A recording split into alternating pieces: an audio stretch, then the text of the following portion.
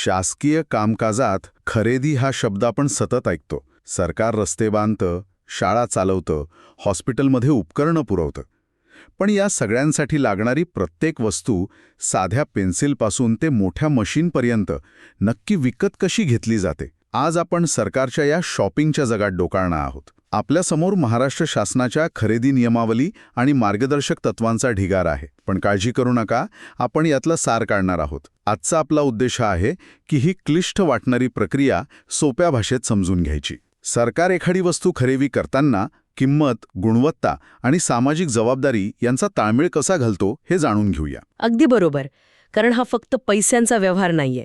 यात लोकांच्या पैशाचा योग्य वापर, पारदर्शकता आणि देशाची आर्थिक धोरणं या सगळ्यांची गुंफण आहे.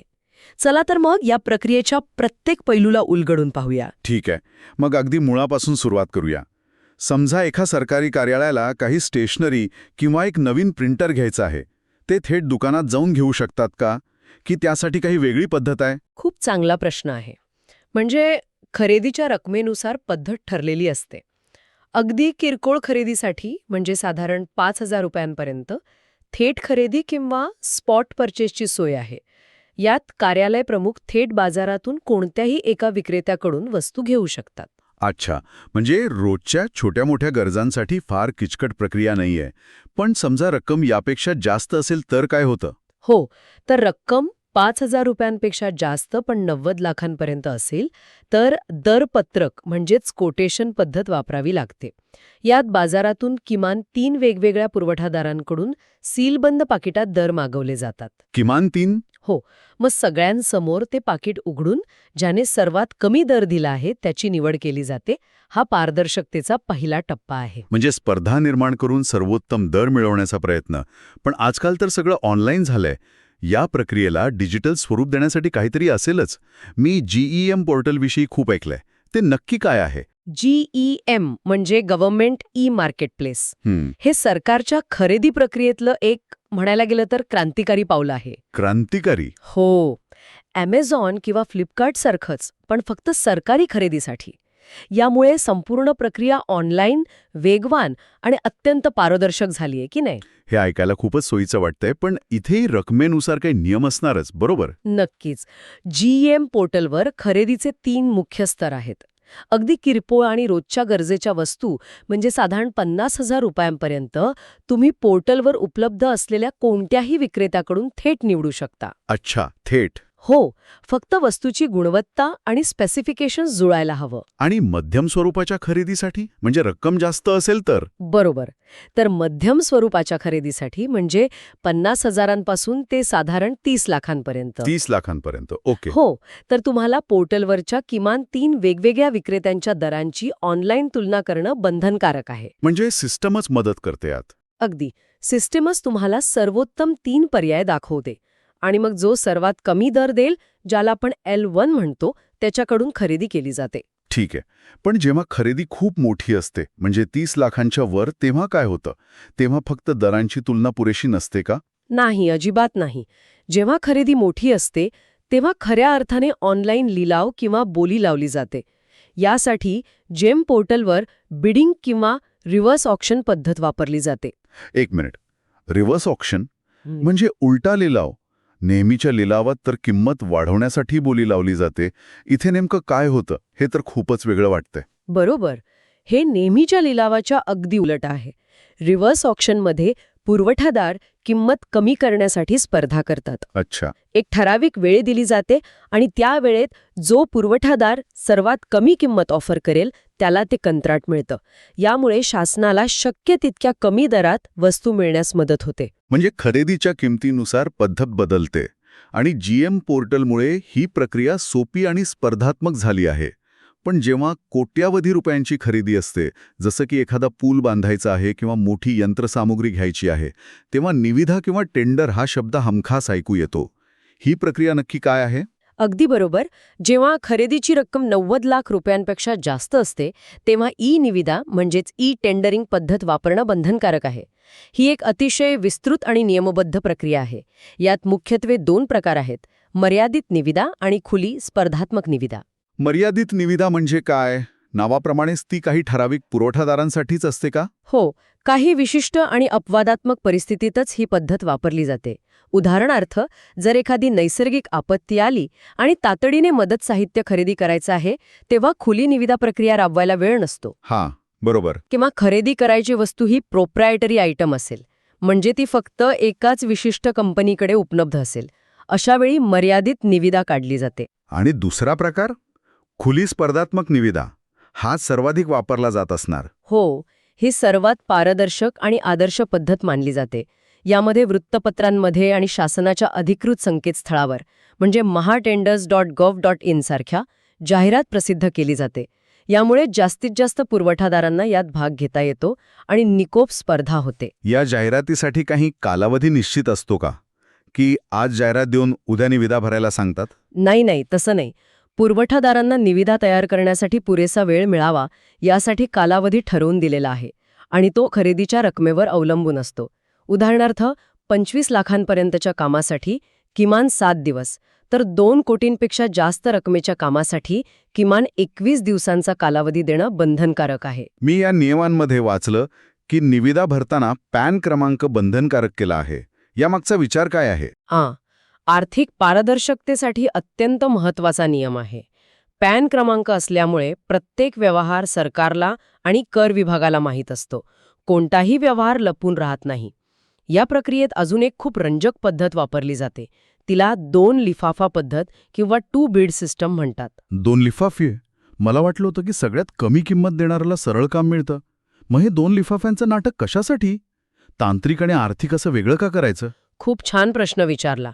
यामागचं कारण असं आहे की सरकारला फक्त स्वस्त वस्तू नकोय, तर दर्जेदार वस्तू देणारा सक्षम पुरवठादार हवाय. या पद्धतीत पुरवठादार 2 वेगवेगळे डिजिटल लिफाफे सादर करतो. पहिला असतो तांत्रिक लिफाफा, टेक्निकल बीड, ज्यात त्याची तांत्रिक क्षमता, कामाचा अनुभव, आवश्यक कागदपत्रे इत्यादी माहिती असते. दुसरा असतो आर्थिक लिफाफा, फायनान्शियल बीड, ज्यात त्याने देऊ केलेली किंमत असते. म्हणजे हे एखाद्या स्वयंवर पद्धतीसारखं आहे. आधी तुम्ही फक्त स्पर्धकांचे गुण, पात्रता आणि क्षमता पाहता आणि जे त्यात पात्र ठरतात फक्त त्यांच्याच आर्थिक प्रस्तावाचा विचार केला जातो. यामुळे फक्त स्वस्त नाही तर सर्वोत्तम निवडला जातो. अगदी तसंच, खरेदी समिती आधी सगळ्यांचे तांत्रिक लिफाफे उघडते आणि त्याची तपासणी करते. जे पुरवठादार तांत्रिकदृष्ट्या पात्र ठरतात फक्त त्यांचेच आर्थिक लिफाफे उघडले जातात आणि मग त्या पात्र पुरवठादारांपैकी ज्याची किंमत सर्वात कमी म्हणजे L1 असते त्याला काम दिलं जातं. अच्छा. यामुळे गुणवत्ता आणि किंमत या दोन्हीचा ताळमेळ साधला जातो. हे खूपच विचारपूर्वक बनवलेलं आहे. आता आपण एका वेगळ्या आणि महत्त्वाच्या भागाकडे वळूया. असं दिसतंय की सरकार खरेदी करताना फक्त किंमत बघत नाही, तर काही विशिष्ट घटकांना प्रोत्साहन देण्याचाही प्रयत्न करतं. हो, आणि हा खरेदी धोरणाचा अत्यंत महत्त्वाचा भाग आहे. केवळ कमी किमतीत वस्तू खरेदी करणे हे एकमेव उद्दिष्ट नाही, तर स्थानिक अर्थव्यवस्थेला चालना देणे आणि सामाजिक समानता साधणे हेही एक महत्त्वाचं ध्येय आहे. यासाठी सूक्ष्म व लघु उद्योगांना म्हणजे MSMEsना मोठं प्राधान्य दिलं जातं. ते कसं? त्यासाठी काय नियम आहेत? नियमानुसार प्रत्येक शासकीय विभागाने आपल्या एकूण वार्षिक खरेदीपैकी किमान 20% खरेदी ही राज्यातील सूक्ष्म व लघु उद्योगांकडून करणं बंधनकारक आहे. 20%? हो, आणि यात अजून एक महत्त्वाची तरतूद आहे. या 20%पैकी 3% खरेदी ही खास महिला उद्योजकांनी चालवलेल्या उद्योगांकडून केली पाहिजे. म्हणजे हे फक्त एक आरक्षण नाही, तर ही एक प्रकारची आर्थिक संजीवनी आहे. मोठ्या कंपन्यांच्या स्पर्धेत टिकून न शकणाऱ्या छोट्या उद्योगांना यामुळे हक्काची बाजारपेठ मिळते. ही कल्पनाच खूप प्रभावी आहे. बरोबर. हा नियम म्हणजे एक प्रकारे आर्थिक हस्तक्षेप आहे, जो लहान उद्योगांना मोठ्या कंपन्यांशी स्पर्धा करण्यासाठी एक व्यासपीठ तयार करून देतो. याशिवाय केंद्र शासनाचे मेक इन इंडिया धोरणाला प्रोत्साहन देण्यासाठी देशात उत्पादित झालेल्या वस्तूंनाही प्राधान्य दिले जातं. पण या पलीकडे जाऊन काही विशिष्ट संस्थांकडून खरेदी करणं बंधनकारकच आहे. बंधनकारक म्हणजे इतर कोणाकडून ती वस्तू खरेदीच करता येत नाही, जरी ती स्वस्तात मिळत असली तरी. अगदी बरोबर. शासनाने परिशिष्ट 56 नावाची एक यादी निश्चित केली आहे, ज्यात 66 वस्तू आहेत. या वस्तूंची खरेदी फक्त आणि फक्त कारागृह विभागाकडूनच करायची आहे. यामध्ये फर्निचर, ऑफिससाठी लागणाऱ्या फाईल्स, गणवेश, स्टेशनरी अशा अनेक वस्तूंचा समावेश आहे. कारागृह विभागाकडून खरेदीची सक्ती हे ऐकायला खूप चांगलं वाटतं, पण यामुळे वस्तूंच्या गुणवत्तेवर किंवा किमतीवर परिणाम होत नाही का? बाहेरच्या बाजारात 30 वस्तू कदाचित जास्त चांगली आणि स्वस्त मिळत असेल तर? हा एक वैध मुद्दा आहे. पण इथे सरकारचा दृष्टिकोन वेगळा आहे. यामागचा मुख्य उद्देश कैद्यांना रोजगार, प्रशिक्षण आणि सुधारण्याची संधी देणे हा आहे. अच्छा. जेणेकरून शिक्षा भोगून बाहेर पडल्यावर ते सन्मानाने जगू शकतील. इथे किंमत किंवा स्पर्धेपेक्षा सामाजिक पुनर्वसन याला जास्त महत्त्व दिलं आहे. म्हणजे खरेदीच्या माध्यमातून सुधारणा आणि पुनर्वसन साधण्याचा हा एक मार्ग आहे. आणखी अशी काही उदाहरणं आहेत का? हो, महाराष्ट्र राज्य हातमाग महामंडळासाठी सुद्धा अशीच तरतूद आहे.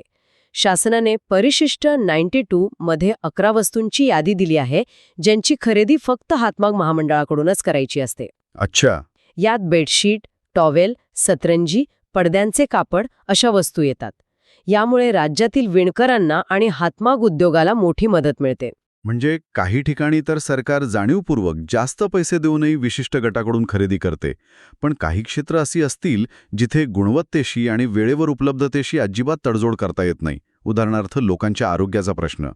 औषधं किंवा हॉस्पिटलसाठी लागणारी उपकरणं खरेदी करताना काय वेगळे नियम आहेत? अगदी योग्य मुद्दा.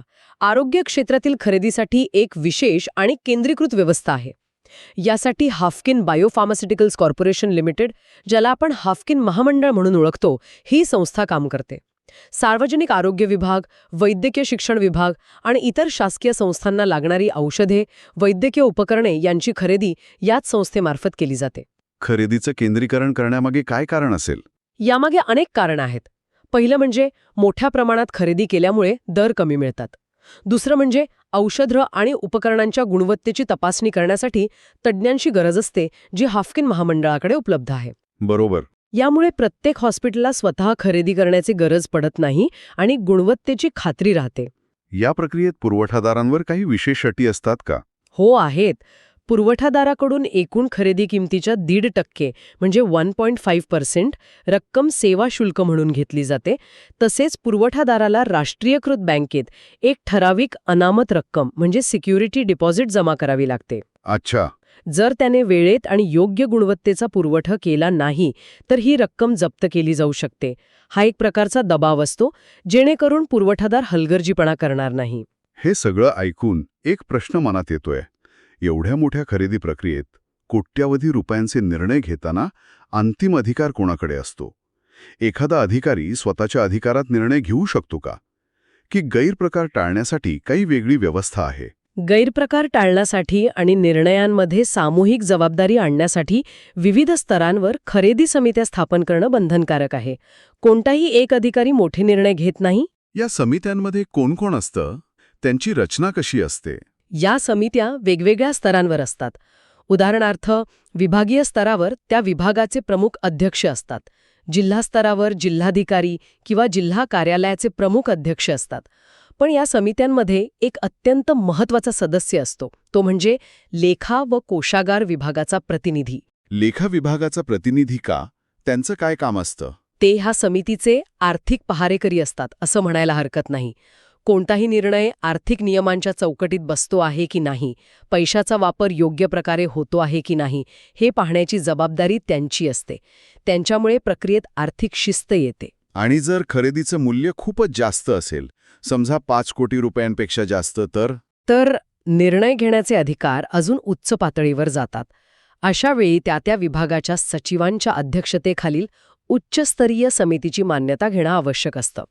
यामुळे निर्णयाच्या प्रत्येक पातळीवर तपासणी आणि संतुलन राखलं जातं, जेणेकरून मोठ्या रकमेच्या व्यवहारात चूक किंवा गैरव्यवहाराला वाव राहणार नाही. तर आजच्या या चर्चेतून एक गोष्ट माझ्यासाठी अगदी स्पष्ट झाली. सरकारी खरेदी म्हणजे फक्त दुकानात जाऊन वस्तू आणण्यासारखं नाही. हा एक मोठा यज्ञ आहे, ज्यात नियम, कायदे, सामाजिक उद्दिष्टे आणि आर्थिक शिस्त या सगळ्यांची आहुती दिली जाते. अगदी. आणि या सगळ्यामागे हेतू एकच आहे, लोकांचा पैसा योग्य प्रकारे वापरला जावा, प्रक्रियेत पारदर्शकता असावी आणि त्याचवेळी देशाच्या, राज्याच्या विकासाची ध्येयही साध्य व्हावीत. कारागृह किंवा हातमाग महामंडळाकडून खरेदीची सक्ती हे त्याचं उत्तम उदाहरण आहे. हे केवळ व्यवहार नाहीयेत, तर शासनाच्या व्यापक धोरणांची अंमलबजावणी आहे. आजच्या चर्चेतून आपण खरेदी प्रक्रियेचे अनेक पैलू समजून घेतले. थेट खरेदीच्या साध्या पद्धतीपासून ते रिव्हर्स ऑक्शनसारख्या आधुनिक तंत्रज्ञानापर्यंत आणि सामाजिक न्यायाच्या धोरणांपर्यंत सगळं काही पाहिलं. पण जाता जाता एक विचार मनात येतोय. आपण पाहिलं की प्रत्येक पैशाचा हिशोब लागावा आणि पारदर्शकता राहावी म्हणून कडक नियम आहेत. पण विचार करा, जेव्हा पूर येतो किंवा एखादी साथ पसरते, तेव्हा हेच नियम जीव वाचवण्याच्या आड येऊ शकतात का? अशा वेळी वेग महत्वाचा की नियम? ही सरकारला रोज करावी लागणारी एक तारेवरची कसरत आहे, नाही?